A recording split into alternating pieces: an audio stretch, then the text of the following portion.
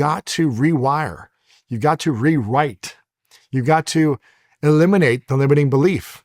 If the limiting belief is still in your identity and in your being and in your essence and in your energy, and you're saying, but I want more, I want to have more, I want to be more, I want to be great. But your body, your psyche, your personality, your being, your memory says, but you're not worthy. But you could never do that because you got abandoned when you were younger. You got abused when you were 7. You got picked on when you were 9. You were bottom of the class when you were 11. That girl broke up with you when you're 16 and made fun of you in front of your classmates. That guy cheated on you and broke your heart. He lied to you. He manipulated you.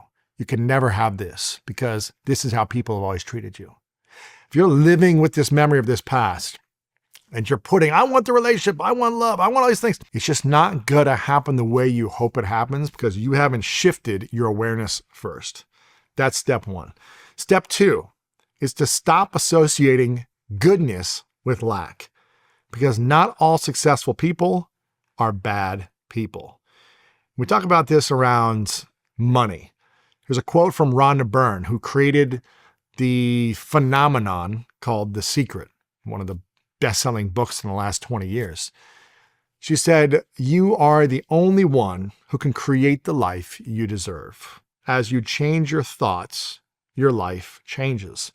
I had Rhonda Byrne on the show, School of Greatness, a couple of times and loved these episodes.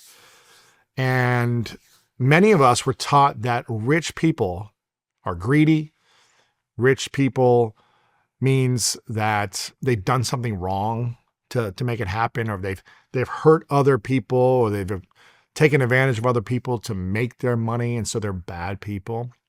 But we need to start flipping this belief that good people are also have the ability to be wealthy as well. And there's lots of examples of good people who have money, who do good in the world, who are also deeply loved, who have beautiful families, beautiful marriages, and create massive impact on the world. Because a lot of wealthy people that I've interviewed on the School of Greatness, again, 12 and a half years of interviews on the School of Greatness, some of the wealthiest people in the world that I've had on, billionaires, people who have exited companies worth hundreds of millions of dollars, and people that just continue to be money-making machines on this show. I ask so many of them this question when I'm sitting across them right here. And I say, what is one of the keys to earning more in your business or in your personal income every single year over the last 5, 7, 10, 20 years? And I'll sit down and I'll ask them and I'll say, what is one of the biggest reasons?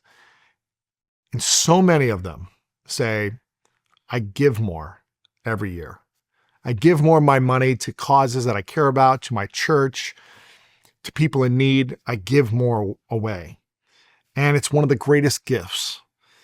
Now, I'm not saying you have to give all your money away in order to make money, but so many of these wealthy individuals that I've had on say one of the keys to making more is actually giving more.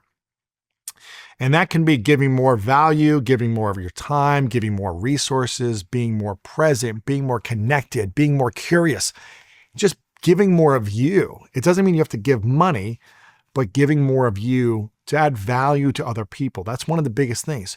You don't have to be bad to make money. Not all bad people who have money are bad people. They didn't do bad things. There's a lot of people who've made money who've done good. And so you have to flip that switch. Because if you believe and have a belief that people who've made a lot of money have done bad things, you're not going to align yourself with making more money. You'll be out of alignment because you don't want to be a bad person. So you want to take the moral high ground and say, I want to be a good person. I don't want to hurt people. So you're blocking your ability to manifest more money, more relationships, more love, more freedom, because you're blocking your financial flow. And not everyone is going to be happy for you, and that's okay. Again, sometimes when you start to accelerate and succeed and earn more, your peer group may not necessarily be on the same track as you. Leave a comment or like this video right now if you've experienced this, where maybe you've blown past your high school friend group, your college friend group, or your first career friend group, and you're starting to accelerate. You're starting to add more value, overcome your fears, develop more skills, and you're seeing, oh, I'm getting raises. I'm making more money.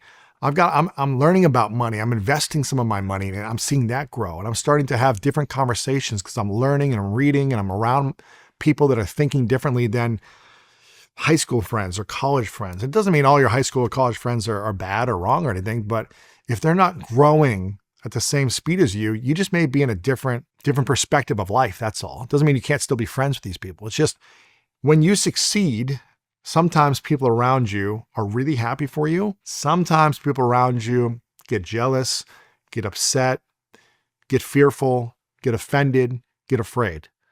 And it doesn't mean they're wrong or bad for this. And it doesn't mean you're wrong or bad for wanting to accelerate your life and make more. But you just have to be aware of this. You're not a bad person by going off and chasing your dreams, chasing your goals, trying to earn more, trying to provide more for you and your family and create the life you want. I do a series called Awkward Therapy with my friend Jay Shetty, who is a former monk who made no money for a number of years when he was living as a monk. And he used to have more of a limiting belief around money, thinking that in order to be spiritual, you have to be poor.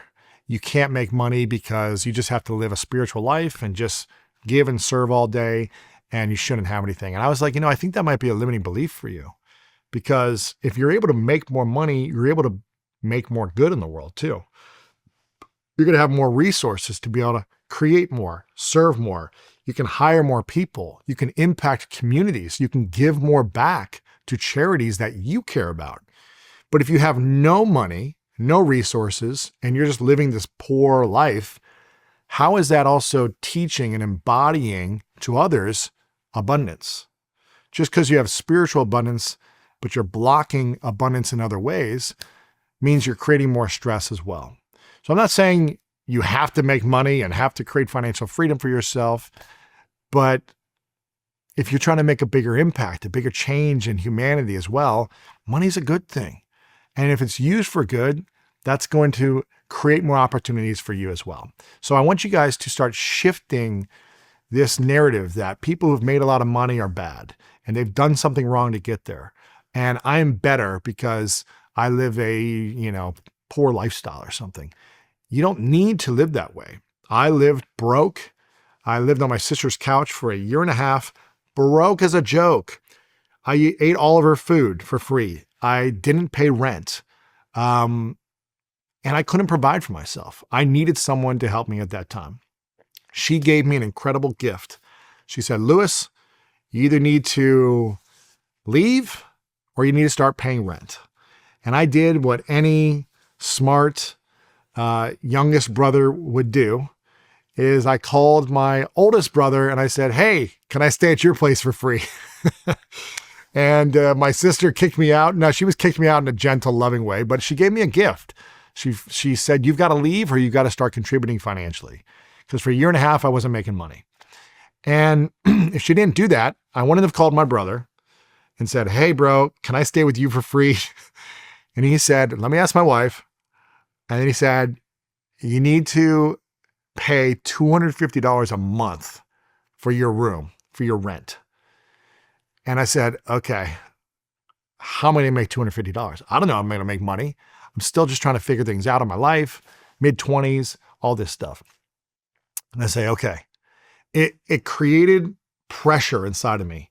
I've got to go learn. I've got to overcome my fears. I got to be resourceful. I got to get over myself and go add value to people. Thank you for watching this video. If you want more inspiring clips like this, make sure to click right here to subscribe and click right here to watch that next video that is specific to support you in your life.